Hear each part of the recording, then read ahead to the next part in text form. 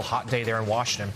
We should note that House Speaker Mike Johnson and Minority Leader Hakeem Jeffries are voicing support for a bipartisan push to combat sexual misconduct on Capitol Hill. The effort, a partnership between the Republican and Democratic women's caucuses, comes as the House has faced a wave of misconduct allegations that resulted in the resignations of two congressmen earlier this year, Democrat Eric Swalwell of California and Republican Tony Gonzalez of Texas. Joining us now, the two lawmakers leading the effort, Republican Congresswoman Kat Cammack of Florida and Democratic Congresswoman Teresa Leger Fernández of New Mexico. They are the respective chairs of the women's caucuses. Our thanks to you both for being with us this morning. We really appreciate it. Congresswoman Cammack, I'll start with you.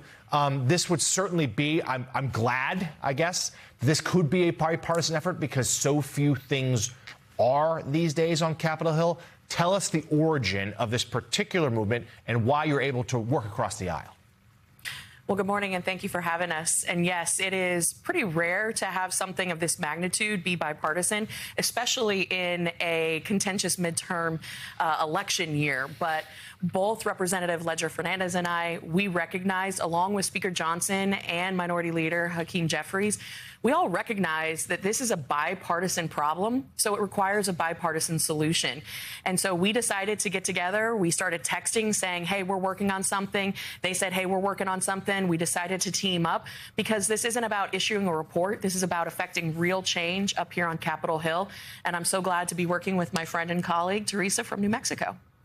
Congresswoman Fernández, I'm wondering if you could talk to us. You know, there's been incredible reporting about this from Annie Carney in the New York Times, talking about the sort of power imbalance and how hard it is to enact change when you have a job where you have very powerful people and then there are staffers who basically serve at the pleasure of these very powerful people. So talk to me about real ways in which you can implement this change. The issue around the old boys club at Capitol Hill is based on the power imbalance.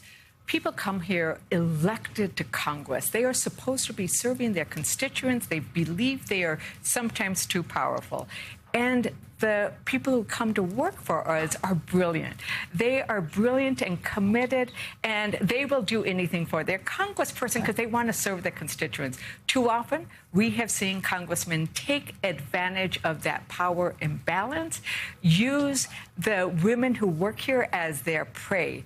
And we are here to say that that's not going to happen anymore. We are going to kick out the predators, and we're going to do that by changing and reforming the system that was put into place in 2018. It was a good start in 2018, but clearly it needs to be worked out better. We want to make it faster. We want to make sure that everybody feels like it's a fair system and that the women, and it is mostly women, feel like they are going to be heard and their claims are going to be resolved. Representative Cammack, can you explain to us what that would look like nuts and bolts wise?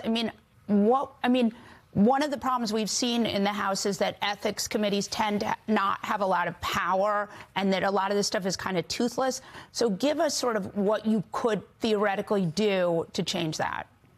Well, just like my colleague said, you know, there's really three-prong approach that we're taking here. First, we all recognize that accountability cannot begin and end with expulsions. While we're glad that Representative Swalwell and Representative Gonzalez voluntarily resigned because they knew that it was going to end in an expulsion vote, we all recognize that there's still problems on Capitol Hill. So we want to first and foremost address the training. The training is laughable. It's more of a check-the-box exercise. We have a full spectrum of different generations serving on Capitol Hill. What may have been acceptable 40 years ago probably isn't acceptable today, and we need to have that conversation. It will be difficult, but we recognize and are ready for it.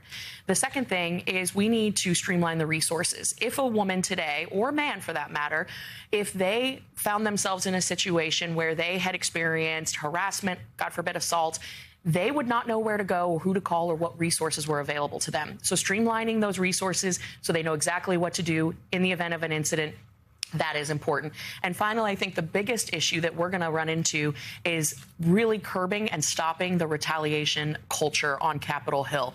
That is by far the most chilling effect that people have to contend with is the retaliation that they have coming their way, because there is a power dynamic imbalance.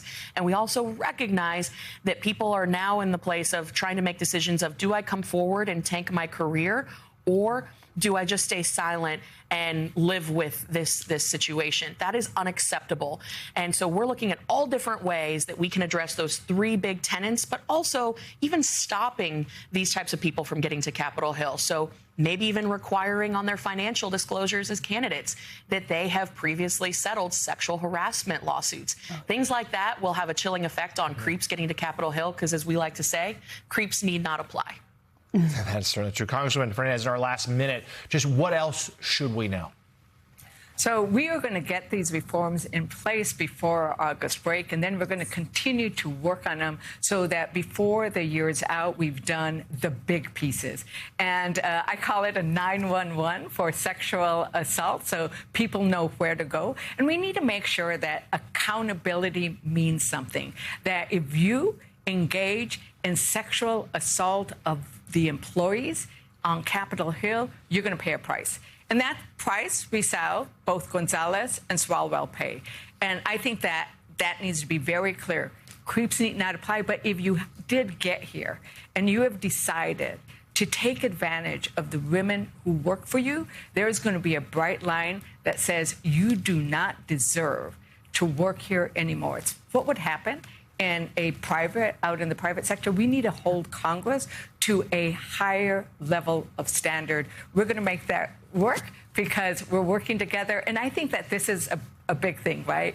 We represent over 140 women in Congress. And when you start getting to a critical mass, women will make things happen. We just are good at getting shit done.